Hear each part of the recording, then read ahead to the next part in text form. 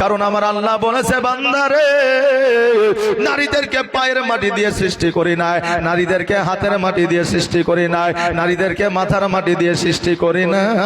কারণ আমি আল্লাহ জানি আমি যদি নারীকে পায়ের মাটি দিয়ে তৈরি করতাম নারীরা পুরুষের পায়ের তলায় থাকতো, আমি যদি নারীকে হাতের মাটি দিয়ে তৈরি করতাম নারীরা পুরুষের হাতের মুষ্টের মধ্যে থাকতো, আমি যদি নারীকে পুরুষের মাথার মাটি দিয়ে তৈরি করতাম নারীরা পুরুষের মাথার উপরে উঠে নাচতো।